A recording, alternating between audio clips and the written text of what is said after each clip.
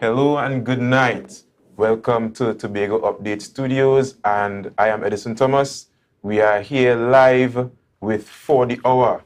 I know this is Wednesday night, and we are usually on Monday night. However, we took the liberty to reschedule our regular scheduled programming to accommodate for the playing of the Soca Warriors match on Monday night, right? So to give them that support, we decided to reschedule the program until tonight. Nevertheless, we are here and we have Tobago's business to discuss, all right? And we're going to get into that tonight on the program, all right? So recent developments in the Tobago space, we have seen for the first time that the House of Assembly was not able to sit because citing reasons of the clerk of the House not being present to conduct the Assembly's business. All right? And again, it was the first time the first time that was allowed to happen in my recent memory. If it is that it happened before, someone correct me, but it's the first time that would have happened under this current dispensation of the THA. All right? There are a number of questions to answer because of this. One, some might say it caused the Assembly to look unprofessional, all right?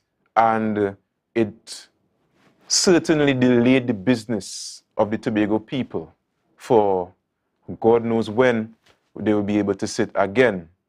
But there has, again, as I said before, we have some questions to answer as it relates to what happened last Thursday. And one of the things I love about Tobago is that we have persons with a wealth of experience who has served and are willing and able to shed some light and help the Tobago people clarify and understand what took place and what can take place. All right? So tonight, joining us on our panel, we have Dr. Denise Sawyerfat Angus, former presiding officer of the Tobago House of Assembly. All right, good night, Dr. Angus. And we also have no stranger to the show, all right, Mr. Max James, who is also a former assemblyman. All right, so we have a wealth of experience on the panel tonight. We're going to break it down, discuss what happened and how can we remedy this so it doesn't happen in the future. All right, so good night to the panel. Good night. Good night, Edison, right. and good night to all the viewers. All right, so again, I always start with immediate thoughts, all right? Immediate thoughts on what happened on Thursday for the last THA sitting. Dr. Angus, we're going to start with you. My immediate thoughts would be, number one, you don't cancel a sitting. I mean, it has to be some major disaster to cancel a sitting. So regardless of what it is, there were opportunities to still have the sitting. And so that is my, huge concern with it. And secondly, if you don't have the persons in the house who are responsible for recording and doing the different activities, because you said the clerk is not there, then is this really a sitting? Or was the law broken by you really not having a sitting? Because you can't say you have the sitting to adjourn the sitting. Okay. You know? All right. So, Mr. James, your immediate thoughts?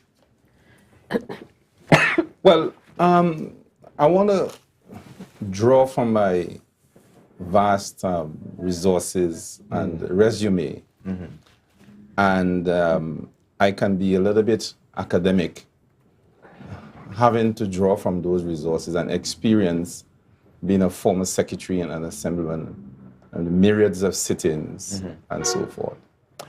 And many a times we tend to gloss over issues and say this should have been done, or that should have been done, or that should not have been done, or that should not have been done. And to me, that's a simplistic way of looking at it. And it is clear to me that there are significant defects in the system that should have been remedied a long time ago that led to this imbroglio. I wouldn't split hairs as to whether there was a sitting or not. At the end of the day, the sitting did not go on. So it has to be characterized as such that his sitting did not go on. So then I would look at form, and I would look at causation. And so those are my initial thoughts. If I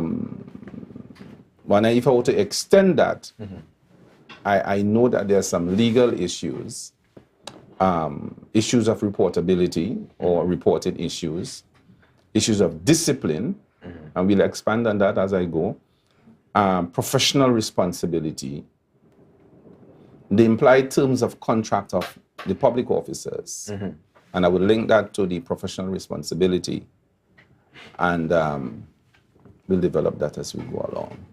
But those are my initial thoughts as if I were to look and examine why the sitting did not occur. Okay. Well, we want to dig down into it one time, right? Did the sitting was there any way under the law to carry on the sitting without the official clerk of the house being present? You could go ahead, Mr. Dr. Ahmed. Yes. Yes, because in the law, there's room for precedence.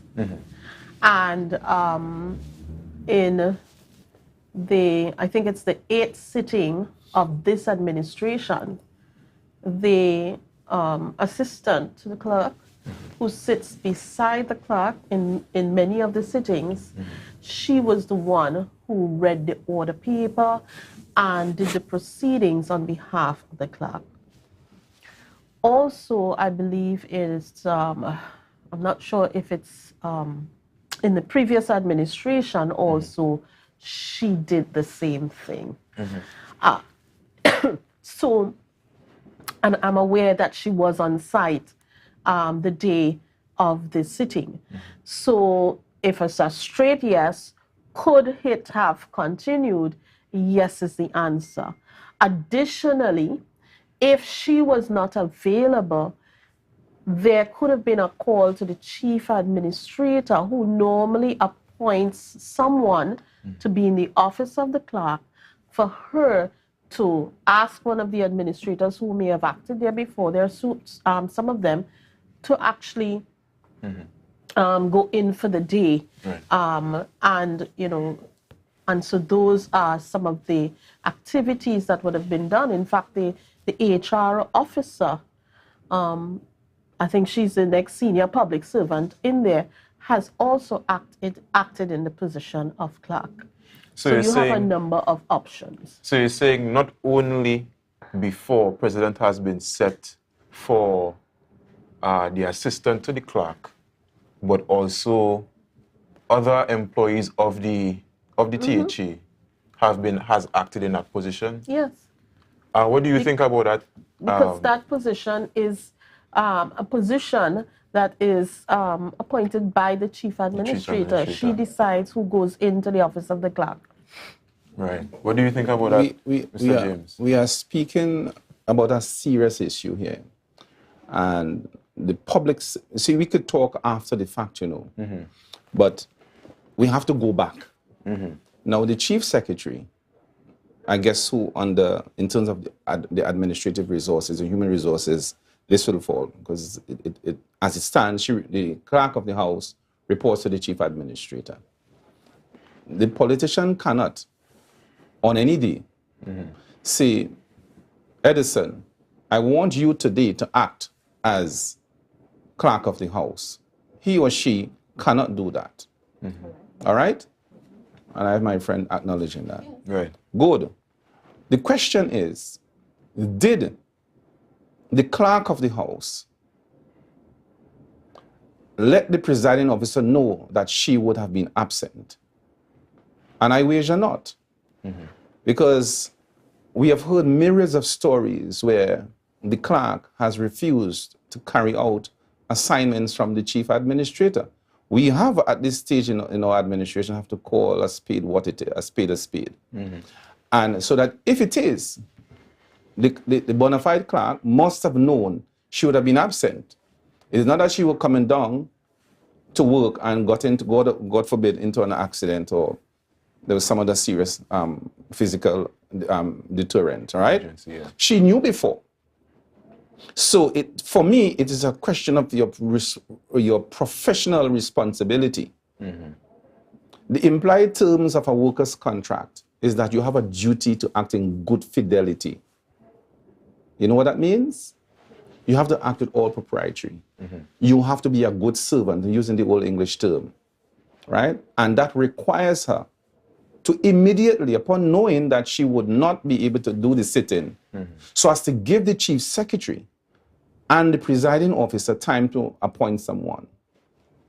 Because nobody knows who were there. When they came, to say that the person who assists the clerk, not the assistant clerk, but who assists the clerk, was there. We have to go back before that. And that's the issue.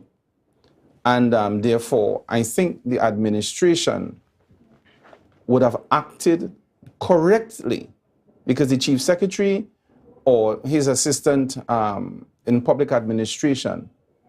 It's the chief administrator. Well, I'm just saying, I look at the political directorate, could not have gone to the chief. They had no leg room. They had no elbow room, because everybody's turning up. And at the last moment, you're not seeing the clerk. But you don't expect the chief secretary or his assistant secretary to jump on the phone and call the chief administrator. We have a problem here. We have a crisis here. What's going on? But and the question, hang on. We don't even know if the chief administrator was available.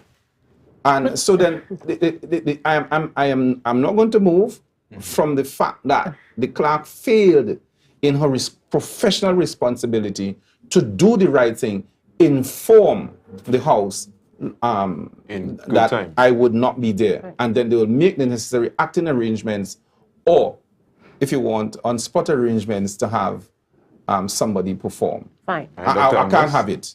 Even if the clerk, like you said, did not display professional, behavior by communicating her absence. You're accepting that, right? With the deputy presiding officer, with the presiding officer, there's something that says enough activities and communications are not taking place in preparation for the House. And that is perhaps why we continually see the late start of the House. When you are going into the House, it's an event. You have to prepare. And therefore, if the office of the presiding officer is checking to make sure that all things are in place, that person excuse me, would know that the clerk is not there and some arrangements can be made. Okay? So there is something in a breakdown with communication, with preparing for a sitting and not knowing that all things are not well in readiness for the sitting. My point is, regardless of what took place, whether the clerk didn't come on it or whatever, there are options in place to ensure that sitting went on no matter what. If we understand the gravity of having the sitting, then we would do everything in place to have the sitting and deal with the other disciplinary and professional whatever afterwards. So I can't take the view that Denise is espousing, that she puts it at the feet of the presiding officer or deputy presiding officer to check before, ostensibly to find out whether everything is okay. That's not the presiding officer's duty. I'm sorry, when I was there, I would be checking in. I didn't interrupt you, Denise. Let me finish my statement, No, please and thanks. Clark, Can I finish my statement? Clark, Can I finish my statement? No. Dr. Angus, let me finish and then you'll chime in. You'll chime in. I'm very patient with you and I won't interrupt you. Yeah, but the thing is, when you start talking, you don't stop. But you didn't stop. You stop. So no. We have experience with him. Stop you the next time. Right ahead. Do you want to talk? Go ahead. Right ahead. No, go ahead. No, you go ahead. No, so I don't want you to accuse me. I'm not stopping. Mr. James, go ahead. Right. Don't worry. So don't make those statements. That's why we have a moderator. Thank you, moderator. Yes, allow me to speak. Yes, and I won't lose my train of thought, by the way. All right. I cannot have it where you are going to put it at the feet of the presiding officer or deputy presiding officer to double check, to see whether persons are in place to carry on a sit-in. It is the duty of the clerk to report to the presiding officer whether everything is okay or not. As a matter of fact, here's what the law says. The law says, and I'm quoting from the Tobago House Assembly Act, there shall be assigned to the assembly a clerk who shall be responsible for the efficient discharge of such functions. The clerk, not the presiding officer, as such functions as fall to be discharged by him or her. That's the clerk's duty. Under the rules and standing orders of the assembly, or as may be assigned to him by or her by the presiding officer. So if you're not going to come to work, you have a professional duty, always leave the office. If we can't be professional in this place and we'll come afterward, and it isn't a joke.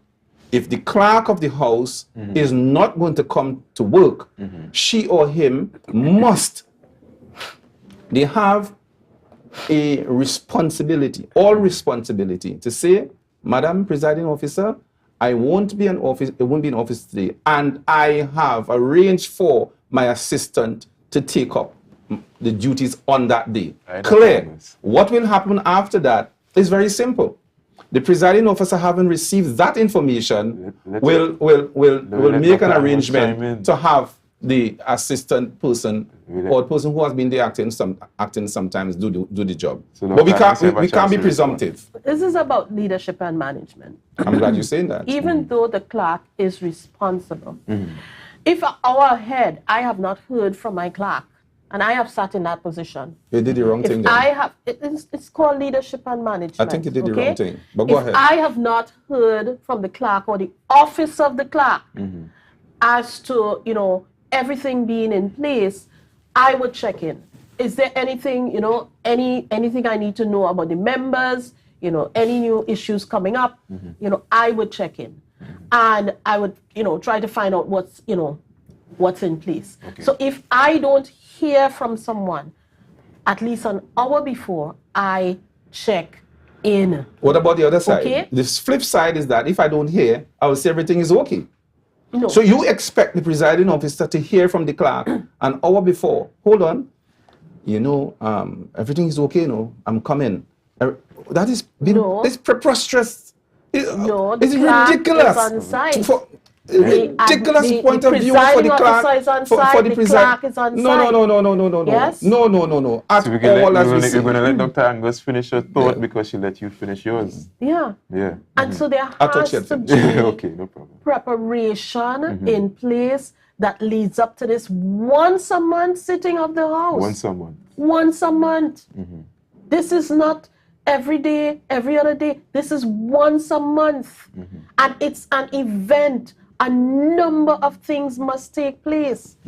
And a number of things happen right before the sitting happens. So usually, I would check in. If I have not heard, I would normally check in an hour before to say, okay, everything is okay. Anything else do I need to know about? And take it from there. So if we are working in collaboration and we understand that this is the greatest event of the month, okay, and this event must take place, according to these rules, then you do everything in the place to have it happen. But I want to add further. You know, the deputy presiding officer came into the house and said he's hosting the sitting because he wants to say that it's adjourned. Yeah. That was not a sitting. What? I didn't hear. That it was adjourned. Okay. Yeah. That was not a sitting. That was not a sitting. First of all, nobody's in the space to do the recording, so that's not a sitting. Secondly, you cannot come into the house and say you adjourn the house. According to the standing orders, number 19, adjournment of the assembly, no member other than the leader of assembly business or secretary to whom such responsibility has been delegated may move the adjournment of the assembly, except in accordance with the standing orders. And for the public, who is the leader of assembly business? Secretary, the representative, Zorisha Hackett. Okay. Okay? So she's the only one who could have moved for an adjournment of the house. The presiding officer can only suspend until such time. Okay? So even that was a blunder because he does not have the authority to adjourn the house. Right. And so it was not put to the house in terms of who is in favor of the adjournment. Right. So all of those, I think were wiped out. Yeah, go ahead. I think that, with all due respect, Denise, you're my good friend, and you being the former presiding officer. But I think you're misunderstanding the standing orders which you're quoting. The standing orders are clear. However, for the adjournment to occur, in respect of the to move such an adjournment, the house had to be sitting. So mind you, the adjournment of which you speak, the house would have had to be in session, and we want to end this sitting. We will say, well, can I move? I beg to move, Madam Presiding Officer, Mr. Presiding Officer, and you establish the moment you do the motion to adjourn the house. Right. It is not the same kind of adjournment. We play with the words that Denise, and she's smiling. She knows what I'm speaking about. So let us use that standing order 19. It does not apply at that particular stage.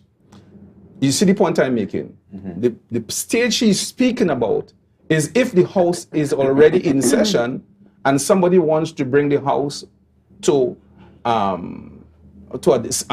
move a motion for the house of a day to be fixed, then that applies. It doesn't apply when nobody knows whether the house is going to begin. The city is going to begin. It's a different kind of application of the rule. So, I'm sorry, I'm sorry, Presiding Officer, that you've misread the rules, and is a misapplication of that adjournment of Section 19. Please don't do that. Yes, Dr. These rules apply, okay? Because of what the presiding officer said. The presiding officer didn't come in and say, well, I am just going to make a statement and leave. He said, I convened the house because I did not want to break the rules by not having a sitting. He did say that. Okay? So he called it a sitting. And then he proceeded to adjourn. The sitting. He does not have the authority to adjourn the sitting. I disagree with you. Okay. I'm making the point again. I ain't going to dwell too long on it. I have some other issues that we can. But the fact of the matter is that I am still standing my ground that Section 19 applies only when there is a sitting. So that when you have done all your business for the day, or for some reason you want the house to be adjourned, then Section 19 is in play. Before that, and Denise knows that, it is not in play because there was no sitting. This Section 19 only applies when there's a sitting. I mean, we all know to read. You're going to go back and forth. He called it a sitting. So even if he says, no, but the point is that he's the presiding officer. Even if he says it's a sitting, and I may be I could concede that maybe apply the term loosely. But nonetheless, I'm still saying that Section 19 applies to a bona fide sitting. A bona fide, okay. Right? And Denise knows that. So let us not try, let's be fair to the public, fair to yourself, and the standing orders in this particular case don't apply. Section 19 cannot apply. But then you should have requested to suspend the standing orders so that they don't apply. Because that is an opportunity also inside of the standing orders. Let's go back to the larger issue. And because I don't want the last statement, or if you insist to have it, so fine. But the fact of the matter is that, I think you said you agreed with me, that the clerk of the house was delinquent in terms of informing the presiding officer that he or she, do you agree that? Was she delinquent? Answer it straight. No, I don't know whether she did or didn't. If she did not, no, let me no. I want to frame the question properly. Yes. I don't want you to duck out of the question. If the clerk of the house, if in fact that she did not inform the presiding officer, would you characterize her as being delinquent? Yes or no? If she did not communicate with anyone in there that she was absent. I'm talking about the clerk. She reports to the clerk on the day, to the presiding officer on the day. My question is, if she did not, she could talk to whoever she wants.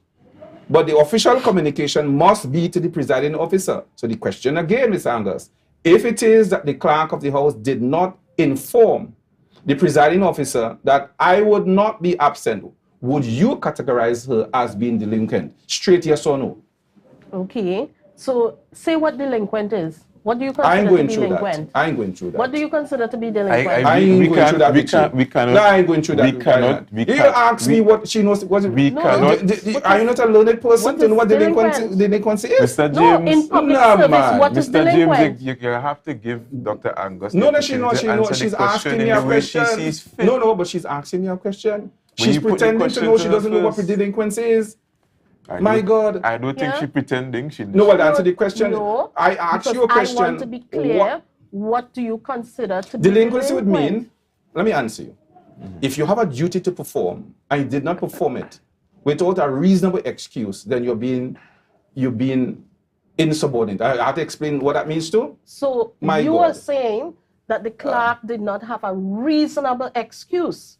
We don't know that, do we? She's supposed to inform. We don't know that she didn't have a reasonable excuse. Do you think she should inform? You said that inside of there. Yeah, but maybe you can use a different word other than delinquent. You know what delinquency is. Use a different word other than delinquent because you're Jesus saying Christ. Without her having a reasonable Dr. Angus, there are students listening to you. My daughter will tell you what delinquency means. And if you can't understand that, but I think, Mr. James, what Dr. Angus is trying to say is she want me to interpret what delinquency means. No, there are details.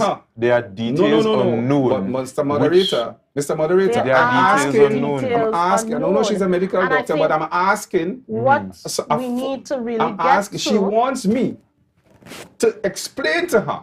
This is what she's telling the viewers. What delinquency means. That has to be the height of the ridiculousness. Because it could be a legal term.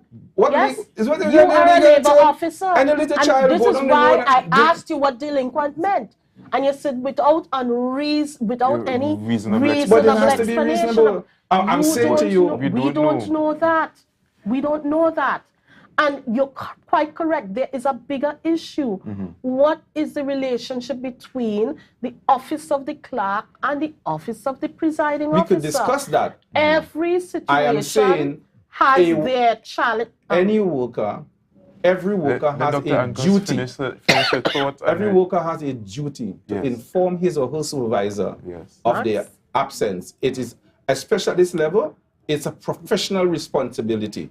You can't be too sick, so can't take up the phone and call. Captain, I ain't coming today. Give me enough time to prepare for whoever will take over from you. It is basic. Max?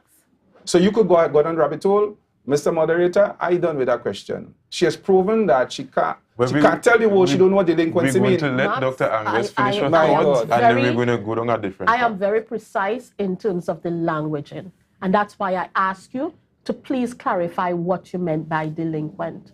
Okay? And you yourself explained without reasonable. Yeah? And therefore, we don't know. You want me to ask a different question? Anyway, so... You want me to ask you a different question? James, you don't already say it. No, I don't do that. What we need to look at is the breakdown in relationship clearly between the office of the presiding officer and the office of the clerk. Okay. Okay? Right. And that is something that when you have that, this is why you begin to see fallout in situations like these. And therefore, we need to ask ourselves, what is being done to remedy that clear lack of communication and collaboration between the two offices. Because this situation will not continue, cannot continue, right? And so, that is one of my greatest concerns, because if that is something that is not addressed, then we are likely to continue seeing something, in this realm. Right. One of the issues that we have foundational that also cause the house to not sit is that the fact that there is no deputy currently. So let me speak to that. Mr. James, let me finish. Oh, sorry, I thought go you ahead, because I think you understand where you were going. Yes, right. So go ahead. But still, you should allow the gentleman to finish. I ain't pointing you tonight. You then get fixed already. The point I'm making is that, look, the deputy clerk, the position, or the post rather, to be more accurate, of deputy clerk was approved by the cabinet, a P&M cabinet. For the last 20 years, the P&M was in power for 20 years, just like they're doing today, making people believe that Farley and team, as they like to say, is responsible or are responsible for all the wars in Tobago. That's the narrative, that's the behavior.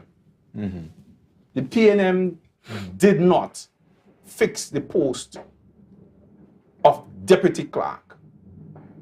And I'm moving from there. They had a duty to fix it. So Farley and members came in, and everything they had to fix in 2 days' time. And they're now trying to throw it until Dennis and the rest of them, I've seen parading on Facebook every day now, figure that he's tail up. Farley and fix it. And discipline, he not protecting public officers. You know how old I am? I'll be 64 next month. I in this tongue long time, Mr. Moderator. And you see all them antics with the P&M that who should be fixing and they had opportunity to fix it? Please, we ain't going out of rabbit hole any longer. The buck stops next week. Because I'm telling you straight, they had a duty to, and if they had appointed the deputy clerk, what happened last week would not have happened. Because it goes back to the principal question. When you are a minister, prime minister, secretary, chief secretary, clerk, presiding officer, those offices are very sacred offices. You don't go in there and behave as you believe you should behave and say you ain't talking to the presiding officer. From what I'm hearing, so I won't hear so. But you are bringing third-party information into the public but you use third-party information too. What is the third-party so you alone could use third-party information. So what is the third-party information? Me going back there with you, I tell you already. I'm saying to you that it appears from what I've heard, and a lot of things we have to speak of by saying this is what we have heard. Right? Maybe you had to go and question the clerk herself. But we saw the behavior of the clerk from since the 6 time. Now we come down to this particular imbroglio, and she has not. The fact is, until we have other information, I'm saying she has a duty to inform. The law says here that she must carry out orders or such things as decided by, determined by, or assigned to her by the presiding officer. So I am hoping now, if we're talking about fixing it, is that ASAP, that the Chief Secretary, as Secretary for Public Administration, could look at the cabinet minutes in terms of the creation of the post of assistant or deputy clerk and assign someone there. And further, what obtains in the law here is what obtains in the parliament, where the legislator is a sort of a standalone operation, and the clerk of the house does not report to the chief administrator. They report, as the law says here, to the presiding officer. It must be implemented and executed so that no public officer will say, well, you can't tell me nothing, presiding, because Denise admitted off air that she had the same challenge. However, I was able to manage my challenges as a presiding officer. Right. So are you saying that the presiding officer does not have the capacity to manage and lead? Because you're saying, and you know, from the 6-6 tie, the clerk was misbehaving, and I'm wondering whether, you know, the clerk is being thrown under the bus because of her behavior since then. I tell you that's that. What you just said. I didn't say so at all. No. And so no. I'll stop. No. If you're going to misquote me about a problem, I didn't misquote you. You brought the I never said. Yeah, I brought the 6-6, but I never said that she's being targeted because of that. Please. No, I'm saying that. Oh, you can say I'm saying I wonder if that is the situation. Why didn't I like Alice in because Wonderland? you're saying the 6-6 tie happened. She's been misbehaving since then, right? This is 1 year and 3 months. And if you're saying 1 year and 3 months, and she and the presiding officer cannot effectively collaborate and communicate to run the house. Yes, no, you said third party, you heard they don't speak to each other. I thought you said I said so. What I'm saying is that there has to be some level of lack of management and leadership skills if you are responsible for the clerk. And a year, this is not like 1 month later, this is 1 year and 3 months later, and there is a serious breakdown and rift. So what is your management approach to treat with this situation? That's easy to fix. I could answer you now. Well, then you need to advise the presiding officer how to deal with it. No, but we are here tonight, so I'm answering you on that. Tell the public what you do. Well, of course, this is the point. It is not a question of leadership at all. The presiding officer runs the office, and we expect public officers to obey and to follow. And you know, if the presiding officer had written to the chief administrator and said, I have an unruly clerk here, and were to begin to organize some kind of disciplinary measure, you know what I'm saying, Dallas, and even she might have been saying, how the presiding officer is rushing to judgment, and she's crass, and she doesn't give things time, and at the first notion of something, she runs to report and to discipline the clerk of the house. So what a good presiding officer will do instead? To give her time, give her an opportunity to understand her role, to be professional if she isn't professional. And I think Ms. Taylor has done a wonderful job in respect of giving the clerk of the house enough time.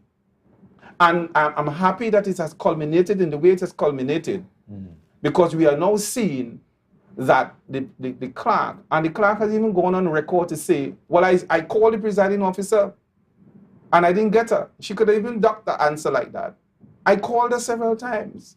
That might have been a smart move. So where did you want her to say that? I'm saying. She could have gone to the media. She had gone to the media before. She could have called a press conference. Your hand, the clerk? Or she could have given the clerk, she could have sent out a WhatsApp message to the chief secretary or to the chief administrator, something. So we know there was some reasonable excuse. But the point of the matter is that, having not said that or communicated in any form, I have to take the worst. But the issue is that the presiding officer has held a hand for the last 1 year and 3 months and did not push forward any disciplinary matter, waiting for the clerk to amend her ways or to find a way we can work together. My information is that hasn't happened. This wants to weigh. Let me correct the misinformation that has been put out there. No public officer can call a press conference. I'm giving options. I'm giving options in respect of outside of a WhatsApp message there are many pieces or some out communication. there, but that major one I want to correct. Yes. There's no public officer who can call a press conference. I'm the saying it cannot might be a statistical outlier. So I say call a press conference. Let me correct myself. Then you don't correct me. I could correct myself. I'm saying she could have sent out a WhatsApp message to the presiding officer, to the chief administrator, whatever. Send something. Yes. Go ahead. Don't correct me. Let me correct myself. I'll correct myself. Well, how are you going to go ahead? Before you get to disciplinary action, and I know you're very versed in industrial relations, there are certain techniques that you can apply in your communication with public officers called a minuted file, okay? And you can actually minute in your file that you would like to meet with her on such and such a date and such a time, okay? And you know very well, any public officer has to respond to minutes in a file, okay? They comply and then they complain. So it's a series of steps that you take. You don't just create disciplinary action. So there are a series of steps that you take leading up to the disciplinary action stage. Right. Okay? And, clearly those have not been in place because you could have pretty much said, I request you to report to me, 2 hours before a sit-in that such everything is in place and da-da-da-da. Right. Yes? So can I answer? Go ahead. And my good friend, 1,000 respects, presiding officer, 1,000 respects. But that's a ridiculous approach. Let me tell you something. It's called management. Let me tell you something. 1,000 respects is a ridiculous approach. At the level of the chief secretary, minister, prime minister, I take up the phone. Can I meet you at 10 o'clock? I don't have to put that in a file. File, let me finish, I allowed you. A file is a conversation, and particularly when you want to record things to show a paper trail is a conversation between offices. But if I want a meeting with the clerk, or when I was a secretary, my administrator, I ain't putting that in a file. That's a waste of space and it's a very slow process. I pick up the telephone, administrator, I would like to have a meeting with you at 3 o'clock. Please gather your heads and we'll all meet at the conference room for such and such. That doesn't have to go to a file. At that particular level, you have to be able to converse as senior persons, as leaders, without the use of a file. Now, you more or less use the file when you have to deal with money or serious decisions that you want to really record in respect of a particular, when there's serious decision making to be done. You have to record those kind of things. Money issues, material issues, and then we were not talking about initiating disciplinary action. I am saying we're dealing with leadership, and the clerk has a duty. At that level, you have a duty to communicate. It's an implied term of your contract. And if you can't communicate without a file, don't let's bring in a file. No. The file is not used for those kind of things. Go ahead. No. You had to give Dr. What I'm saying, Max, you were the one who said she can't get the clerk to answer her, that they're not on speaking terms. You said that very early, that's what you heard. Oh. Yeah, that's what he heard. You said that's what you heard, that they're not on speaking terms. Right. And so if they're not on speaking terms and you pick up the phone to call and she's not answering, not responding, not coming to a meeting, what next do you do? Yeah. And that is why I then said the next stage is for you to minute that you're making the request to have these meetings. And then if those are not complied with, you already have something in there. You have all of your evidence leading up to when you need to go into the next stage of disciplinary action. So what was the point you're making in terms of that, as we are hearing, they're not on the best terms?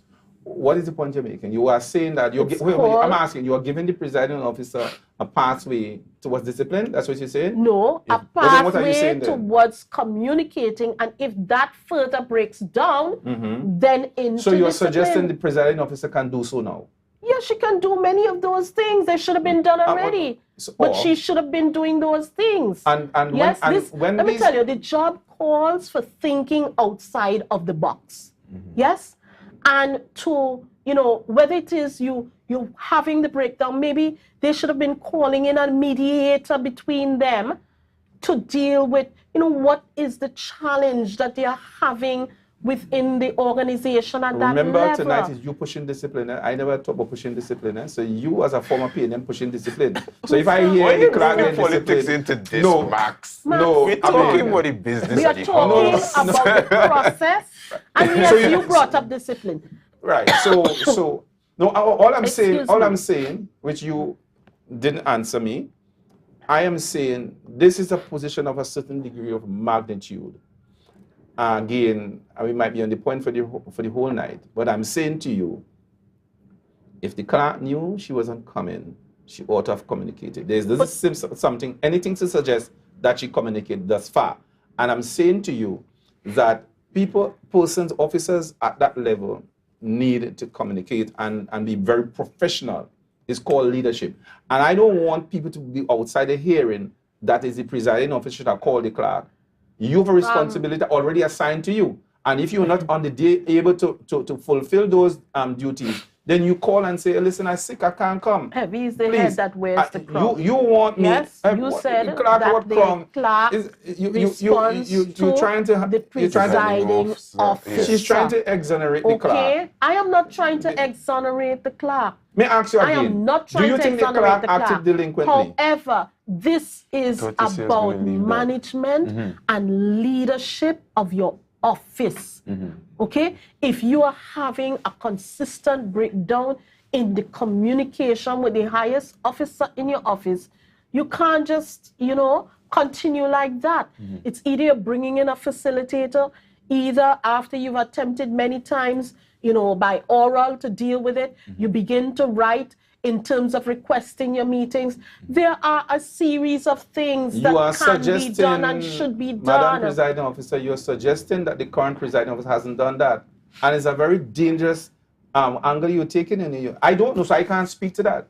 And you can't sit here tonight and presuppose that the present presiding officer hasn't done that. Did I say she did not do it? But then why are you giving... I am sharing with the public the opinion, the sequences and I could say, and my opinion from being in office and the sequence that suppose should be I say happening. to you tonight that I have heard that the presiding officer has done all that.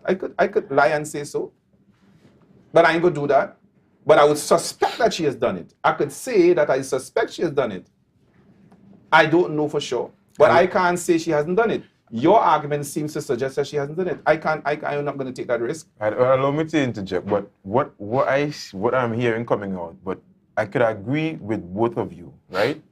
On that, we can agree that what the clerk did can be seen as unprofessional. I wouldn't use delinquent. I would use unprofessional. Delinquency is when you have a duty to perform, however, and you have not performed it. All right. I can say that. But what again, you left out the unreasonable part to it, or the reason without reason. I could, yes. Without reason. I couldn't do it. I could. So that's the part. So, Mr. James, I could say that, right? However, but seeing that the presiding officer does have that her job to do, and seeing that if the clerk does not show up for work, it will make the presiding officer look bad. So let me say this to you. Proper leadership would then dictate or move her to make an action to put something in place in case the clerk does not come, right? I think that is what Dr. Amos is trying to say. To answer the question, and I think it is allowable. I have been just minuted here from a very senior person that the clerk had access to training. There were multiple meetings with the clerk in respect of her professional duties. All were minuted. And even the parliament, this matter appears to have been reported to. Not that they have a direct reporting relationship. So it's not the clerk doesn't know her duty. Right? The clerk fully well knows her duty. So that is fresh information. I'm going to emphasize here tonight. It is the duty of the subordinate to say, I will not be at work, so as to give the supervisor or the management enough time to prepare. And it's not that I must be waiting by the telephone then 5 minutes before sitting or an hour before sitting, and I must call, I'm clerk, you're there, sitting going on. That is ridiculous. The clerk, whoever the clerk is, I don't even know the lady. If I see her, I don't even know is she. I really truly have never known her. But it's a ridiculous position to for me. For me, as when I was a secretary, I must be there. Let me check. No. We have a meeting at a certain time. I must be there calling the administrator. All they ready? All they ready? No, but meeting going on. If you have a meeting as a secretary, come on. that's not at the same level of having a sitting of the house. The meeting council. of a secretary. Okay. A secretary is the division. A secretary has a very powerful and sacred and responsible role. Sure. Likewise, the clerk and the presiding officer. So if the person is not coming, with you there. I'm not going to let you. Okay. So then, if you the most important so you want to transpose unprofessional to rather than use delinquent, is that rather than you just want to say I will use unprofessional. So the clerk was unprofessional. Yeah. If she did not report, and say she was not coming, she was unprofessional. However, but not delinquent. We agree. She don't want to use the word. That word too heavy for you. Yes, so it's a heavy word. She don't want to use that word. I don't understand. It's not. No. But according to your definition, it will not apply. What do you mean wouldn't apply? However, I don't understand you. Again, we come back to what is the most important thing. Things will go wrong all the time. Yes. And you have to determine order of priority. And order of priority is to have that sitting happen no matter what. The people of Tobago expect that sitting once a month. It is instructed as part of our legal and standing orders that the sitting must occur once a month. And that has to take priority. Everything else has to fall in place somehow for that to happen. Since the presiding officer didn't believe me, and she won't accept my answers to what the terminology of delinquents. I'll read it from it says here, failing in one's duty, negligent, neglectful. He's strong enough. He's strong. No, I'm going to let she escape. Because little children out there are listening. My daughter might be listening to this program too. No. And if she hears, let me finish the statement. She hears the former presiding officer saying here tonight, well, I don't know what delinquent means. And she will accept that. And she can't give us, I try to give an answer. So I'll talk to my daughter. Delinquency means, my child, when you are neglectful in your duty, negligent in your duty. And it was an oxymoron. It's something I know the presiding officer passed from prison knows what delinquency means. The clerk was franco-ment. Franco-ment. Let me put a term tonight. Franco-mently disrespectful, negligent in her duty. Put it where it is and leave it right there. She had a duty to inform the presiding officer. Let's not play around it. It's a serious business. And so what... You want to use the word allegedly? You could say what you want to. Go ahead. So what because we want to bring this home. What can happen? What should happen so that this does not happen again? There will never be another occurrence. Two things. As to where the house is supposed to sit and is not has not sitting for to me trivial reasons. Go ahead. Two things or three things. Thank you. You have to have professional people with the necessary aptitude, with enough legal or quasi-legal or paralegal training. A lawyer will do. For me, I'll put a lawyer as a clerk, right? Somebody who can advise the presiding officer of legal issues or potentially legally destructive issues, all right? We want our parliament here in Tobago to function unlike the parliament in Trinidad. That is a standalone operation that reports to the presiding officer. The staff in the parliament in Trinidad reports to the clerk of the House of Representatives. And I think there's been some kind of reticence for the people here to do that.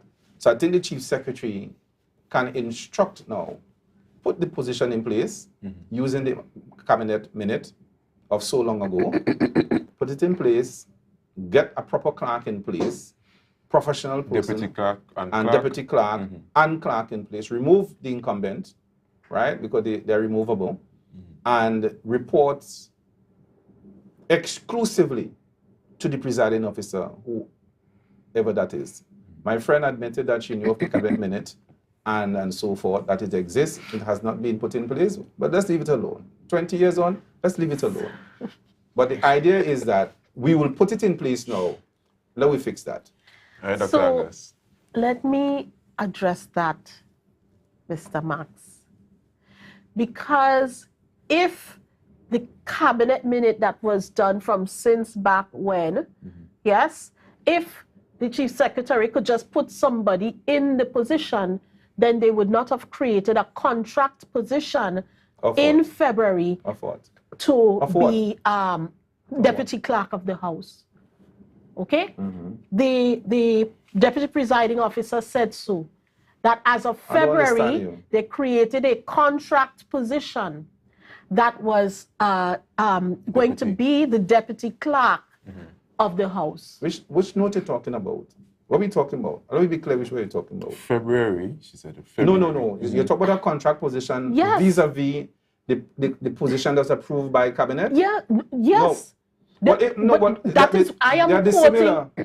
I am quoting what the deputy presiding officer said. What did he said say? there was a cabinet minute that was done since 2004, I believe he said. Yeah, Right. And I wish we had the clip here to show Right. persons. Okay, but That I what? invite persons to go back to look at it. And further to that, this current assembly created a position, deputy clerk, that was done in towards the end of February.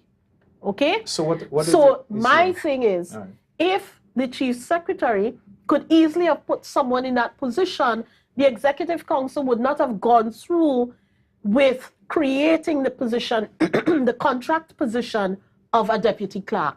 So there must be some challenge with that cabinet note for that position, why they've gone ahead and created the parallel position for the assembly legislature. Okay? So what's the trouble?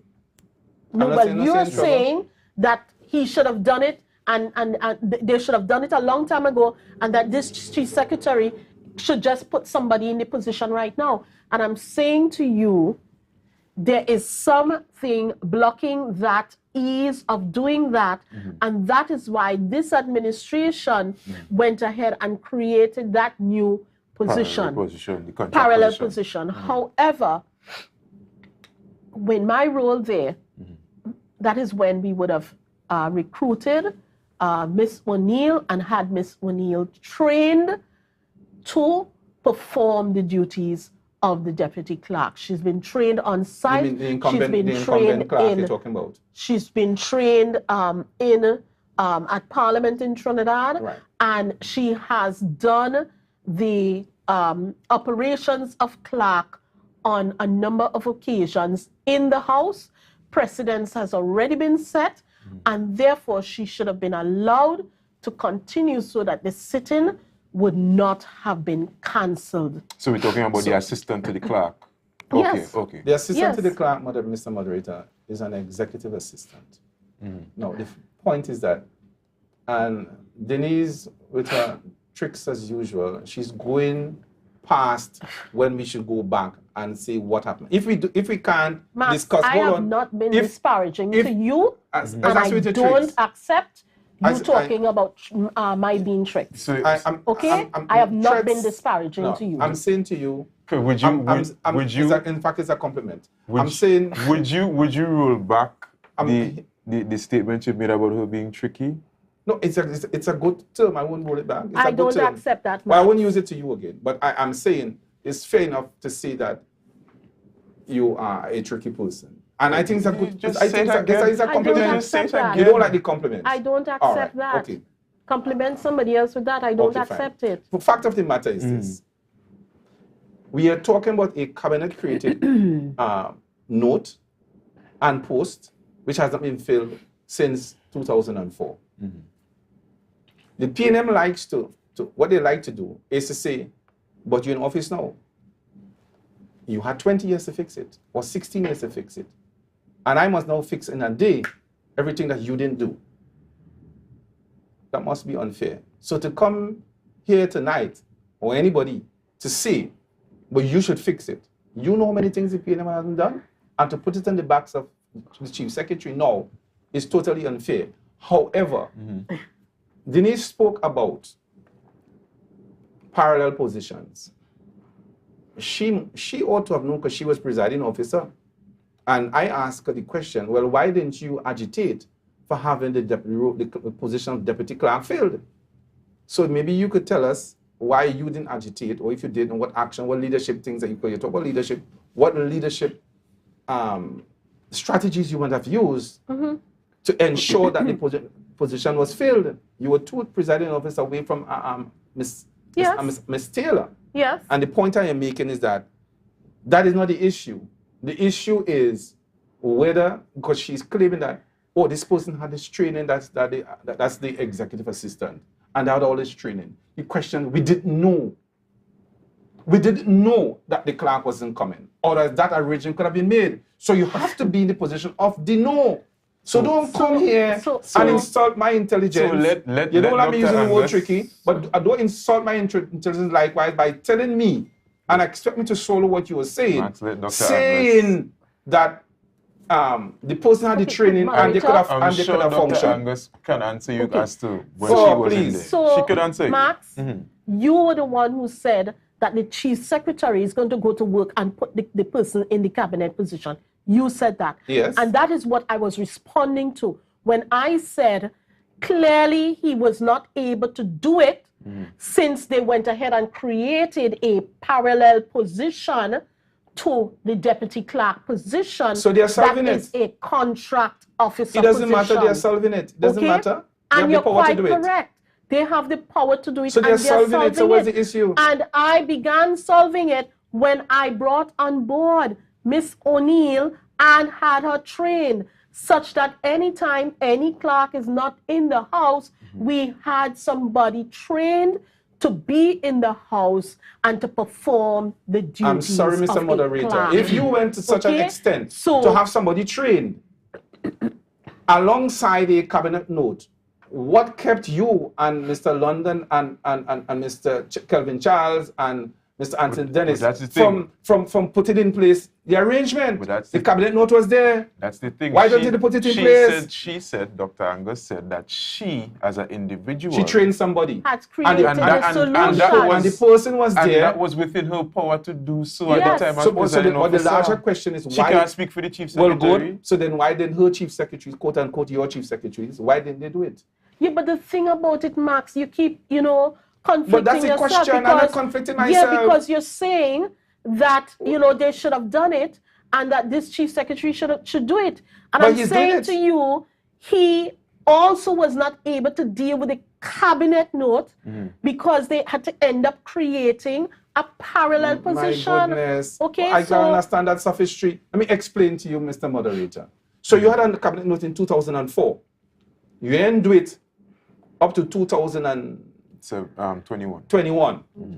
A new team comes in, assesses the situation, looks at the report of the presiding officer and says, listen, even if there was a challenge with the cabinet position or post, right?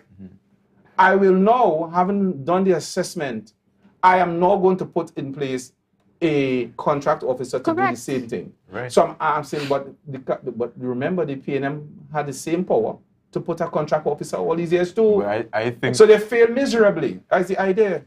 I don't have a problem with you saying that. Okay, anyway, So Thank you. Remember, Dr. Angus So- is not a part of the No, but she's a administration. conceded. I like when somebody concedes. no, I am not conceding to anything. But she has But done what what I'm is in her saying power. Didn't you to say the PNM could have fixed it? what I'm saying, no. Didn't you say so? No. What you There said? is something going on with the cabinet note that is not enough information. So then, to do all you of us. agree that do you Because agree that the past PNM administration could have put somebody as a if clerk the on current contract? administration, and we did.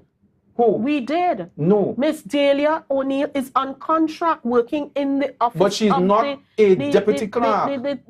She has operated in the position. Operating in and assigned And- as opposed to assigned a particular position on contract are two different things. The good thing So- about it is that we What know am I hearing? that somebody in a deputy clerk could be a contract officer. Right. Secondly, Taylor O'Neill is trained. She has operated. Precedents were set, and she was there on the day, and therefore I there am was saying no reason nobody knew. why the That is what she's sitting not going to escape should with. have been cancelled. And Whether it the clerk could- reported, whether she didn't report, there was no reason why the sitting should not have gone ahead. It could have started out late, like they normally start out late. It could have started out late, but not be cancelled. Not be cancelled. The time they took to write that statement, they could have figured out the clerk is not coming. Okay, great. How do we get Delia to act in the position? And therefore, again, what is first and foremost? Is it to come out to the public and say the clerk didn't come to work, or to have the sitting and then deal with the clerk afterwards? 1 minute max. We're not 1 talking minute, about a because we have to wrap up. We are not talking about a disciplinary action here as yet. It might result in that. Did I I'm say hope- I didn't say- disciplinary I action? didn't say that. Okay. I'm saying we're not dealing with I'm being deliberately vague here. I'm saying to you, we're not dealing with a disciplinary action. It could result. I'm still maintaining to the public of Trinidad and Tobago and elsewhere that if you're not going to show up for work, you inform. If you're not going to show up to work, so that you give people time to make the whimsical argument that you could have delayed the sitting 2 hours. People come to work for a particular time. A sitting is not supposed to start. If it does, well, I'm sorry, but a sitting is not supposed to start late. And if it is, it's what I'm saying. You can't use the argument that let it start late, but make sure it happens. The law and the parliament don't operate that way. Well, I'm happy I'm to hear saying you say that, it doesn't- because it doesn't this give you- it doesn't- administration has had repeated late sittings. Well, so I am you- very you- happy to hear you say that. That's little, Repeated late But sittings. you know, Guys, we'll wrap you it ain't up. giving me a chance to Repeated talk. late sittings. But I'm Totally saying, Mr. Madam- unacceptable Right. according to Max. Mr. Totally I have no unacceptable. problems. Change your ways. And I have no problems with that. Change your ways. So if they're starting late, yeah, get them bull pistol, start on time. But the issue is that you have a duty to perform. We're talking about public service and a professional run outfit. And I'm saying again, get a proper clerk of the house, get a proper deputy clerk, whoever they are. It could be the same people. But once they fit the criteria that will be established, put them there. But it shouldn't happen where anytime you feel that you ain't coming to work, that you ain't got to talk to nobody. It is plain wrong, it's plain delinquent, it's plain unprofessional. And it is not the duty of the chief secretary to just run and appoint somebody on the D. But it's The public not the service doesn't duty of operate the like chief that. secretary. So I'm saying... Why do you say the chief secretary? Or the The chief presiding secretary officer, worse cannot yet, appoint. presiding officer can't go and pull No, somebody and say you function. No, Guys, we But got to the wrap it up. We public got to wrap it servant, up. the chief administrator, is responsible also in the absence of a clerk. All right, And thank you for so the- clearing that up. so the Dr. chief administrator must be there on We have standby. to clear it up. We have to clear it So up. when somebody fails your duty, Max, the chief we have to administrator wrap must be it there on up. standby. That has Max, to be a ridiculous position. Max, we have to wrap it up. Thank you. Guys, I always say, every time I come on this show, I learn something new. By the time I finish, I'm sure I would have enough experience to go into politics myself. All right? But we have come to the end of another program, right? Thank you so much to my guests for sharing your wealth of experience, all right? And I'm sure the Tobago public was well edified today about the business of the assembly and how the assembly operates, what should happen, what shouldn't happen. However, we have to call it a night for tonight. But we will see you here next week on the regular scheduled time, Monday at 8 p.m. All right? And so until then, I have Edison Thomas. I bid you adieu. Thank you.